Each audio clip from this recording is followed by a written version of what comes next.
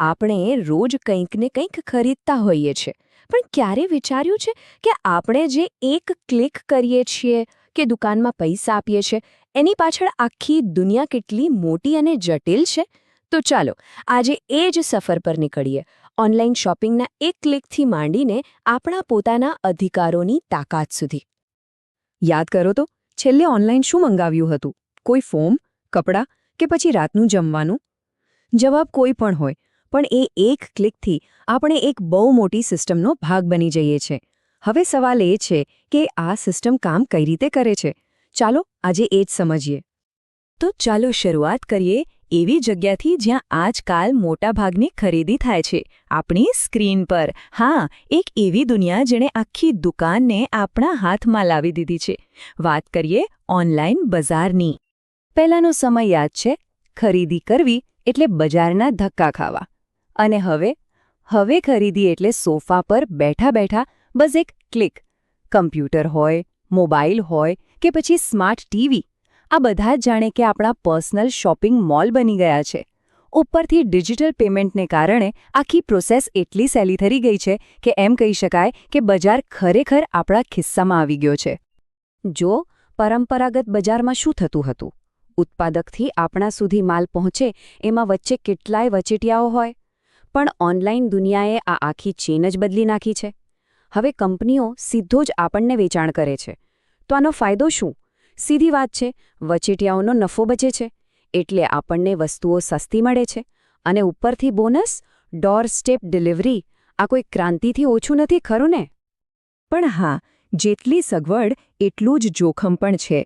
આ ઓનલાઈન દુનિયામાં અસલી અને નકલી વચ્ચેનો ભેદ પારખવું ક્યારેક બહુ અઘરો બની જાય છે. એટલે જ ખરીદી કરતી વખતે થોડું ધ્યાન રાખવું બહુ જ જરૂરી છે. હંમેશા જાણીતી અને ભરોસાપાત્ર વેબસાઇટ કે એપનો જ ઉપયોગ કરવો એ આપણી સુરક્ષા માટેનું પહેલું અને સૌથી અગત્યનું પગલું છે. ઓકે, તો ખરીદી ભલે ઓનલાઈન હોય કે ઓફલાઈન, પણ આપણે જે વસ્તુ ખરીદીએ છીએ એ આપણી પાસે પહોંચતા પહેલાં આવે છે ક્યાંથી? ચાલો જરા પડદા પાછળ જઈએ અને ધારો કે કોઈ શર્ટ કે મોબાઈલ ફોનની ફેક્ટરીથી આપણા હાથ સુધીની આખી સફરને ટ્રેસ કરીએ.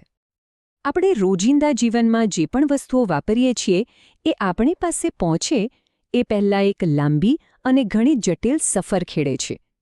શું આપણે ખરેખર એ સફર વિશે કંઈ જાણીએ છીએ? તો આ સફરની શરૂઆત થાય છે ઉત્પાદનથી. કોઈ ફેક્ટરીમાં, કોઈ ખેતરમાં કે પછી કોઈ ગૃહ ઉદ્યોગમાં. પણ જુઓ, ત્યાંથી આપણા ઘર સુધીનો રસ્તો સીધો નથી.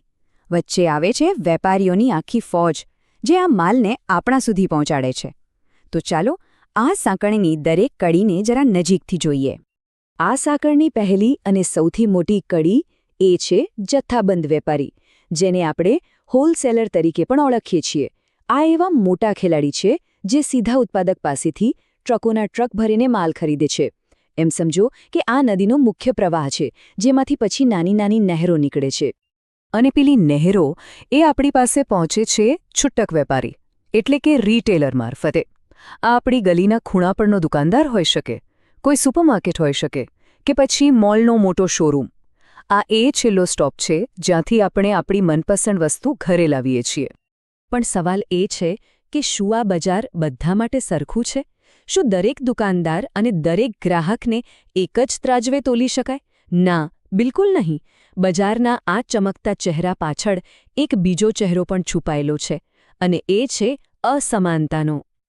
બજારની હકીકત આ ત્રાજવા જેવી છે.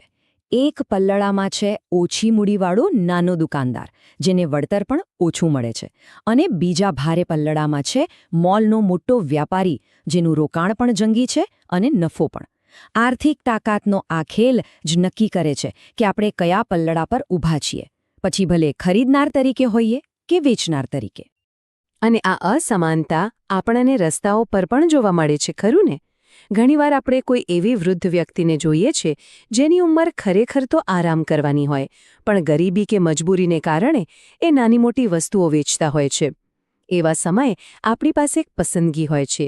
શું આપણે મોલમાંથી વસ્તુ ખરીદવી છે કે પછી આપણી ખરીદીને માત્ર એક વ્યવહાર ન રાખતા કોઈની મદદ બનાવી છે? યાદ રાખજો, આપણી એક નાની ખરીદી કોઈના માટે બહુ મોટો સહારો બની શકે છે. અત્યાર સુધી આપણે વેપારીઓ અને બજારની વાત કરી, પણ આ આખી રમતનો સૌથી મહત્વનો ખેલાડી કોણ છે ખબર છે? આપણે પોતે, એક ગ્રાહક તરીકે. તો ચાલો હવે આપણી પોતાની તાકાતને સમજીએ. ગ્રાહકની વ્યાખ્યા એકદમ સીધી અને સરળ છે. જે કોઈ પણ વ્યક્તિ પૈસા આપીને કોઈ વસ્તુ કે સેવા મેળવે એ ગ્રાહક છે. અને આ વ્યાખ્યા મુજબ તો આપણે સૌ દરરોજ કોઈને કોઈ રીતે ગ્રાહક બનીએ જ છીએ. કદાચ આ જ આપણી સૌથી મોટી ઓળખ છે. વિચારો, સવારના સાબુથી લઈને રાતના અનાજ સુધી, મોબાઈલના રિચાર્જથી લઈને ટ્રેનની ટિકિટ સુધી, વીમાના પ્રીમિયમથી લઈને કોઈપણ સર્વિસ સુધી. આ યાદી તો બસ ચાલતી જ રહે છે. આપણે સતત ગ્રાહક છીએ, પછી ભલે આપણે એના પર ધ્યાન આપીએ કે ના આપીએ. અને જ્યારે કરોડો લોકો ગ્રાહક બને ત્યારે શું થાય?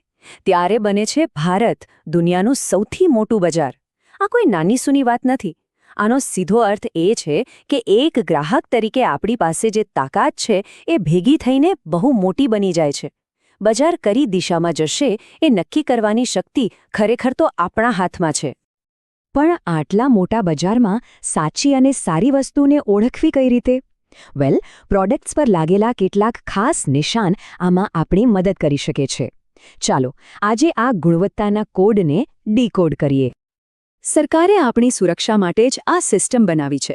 આ જે નિશાન દેખાય છે ને, એ માત્ર લોગો નથી, પણ એક વચન છે, એક ગેરંટી છે. જેમ કે કોઈ ઇલેક્ટ્રિક વસ્તુ પર ISI માર્ક હોય તો એ સલામતીની ખાતરી છે. સોના ચાંદી પર હોલમાર્ક હોય તો એ શુદ્ધતાની ગેરંટી છે. અને ખાવા પીવાની વસ્તુઓ પર FSSAI કે એગમાર્કનું મતલબ છે કે એ આપણા સ્વાસ્થ્ય માટે સુરક્ષિત છે. તો હવે પછી જ્યારે પણ ખરીદી કરો ત્યારે આ નિશાન શોધવાનું ભૂલતા નહીં. અને હવે આપણે આ ચર્ચાના સૌથી મહત્વના અને સૌથી શક્તિશાળી ભાગ પર આવી પહોંચ્યા છીએ. એ છે આપણા અધિકારો, કાયદા દ્વારા મળેલા ગ્રાહક અધિકારો. વિચારો કે બજારમાં કોઈ આપણને છેતરી જાય અથવા ખરાબ માલ પકડાવી દે તો શું આપણે લાચાર છીએ? ના, બિલકુલ નહીં.